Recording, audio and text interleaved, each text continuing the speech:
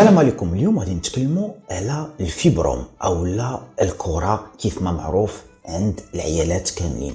فهذا المرض هذا كيقيس الوالده واللي هو راجع بالاساس ان الالياف العضليه ديال الجدار ديال الوالده كيبداو يتكوروا وبالتالي جات السميه ديال الكره. وهذا كيقيس العيالات ما بين 30 سنه حتى ل 50 سنه، وهو مرض سرطاني حميد ماشي خبيث، يعني ماشي كونسير. وبالنسبه لهذا المرض فالوالده ممكن تكون فيها كره وحده او يكونوا فيها بزاف ديال الكرات، والقد ديالهم ممكن تمشي من الحميمصه حتى لقد التفاحه، حتى القد ديال التفاحه. بالنسبه للاسباب ديال الكره ما كاينش شي سبب اللي هو محدد، ولكن كاين الهرمونات اي الاستروجينات اي الهرمونات الانثويه عندها عامل مساعد في التكون ديال الكره. وكذلك كاين الجانب الوراثي، بمعنى ان الام اذا كانت مصابه بالكره فالبنات ديالها والخلف ديالها اللي هما بنات عندهم احتمال كبير انهم تما يتصابوا بنفس المرض. بالنسبه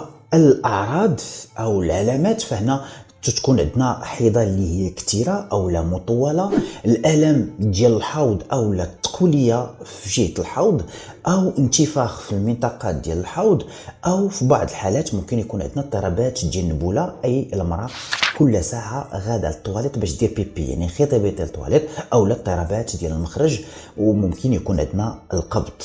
كذلك هاد النساء ممكن تكون عندهم نقص في الخصوبه بسبب الكره، اي يلقاو صعوبه باش انهم يعني يحملوا. اما بالنسبه للعلاجات فكاين اللي فيبروم او الكرات اللي ما فيهم حتى شي علامات وما كيبرزطونا ما والو، فهنا كيبقى هي التتبع بالتلفازه مره، او في بعض الحالات ممكن الا كانوا عندنا اضطرابات معينه فهنا ممكن نلتجئوا للادويه.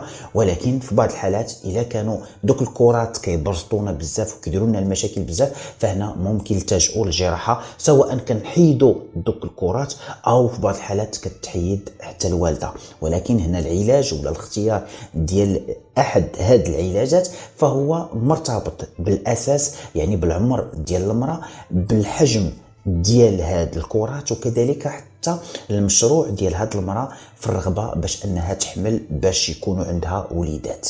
اذا وصلنا لنهايه الفيديو. اذا حاولوا تبارطاجيو الفيديو بشكل واسع مع الاصدقاء ديالكم ومع افراد العائله، وخليو شي تعليق زوين فحالكم وجام. وكذلك غادي نقول لكم فحال ديما السلام عليكم وعليكم السلام عليكم.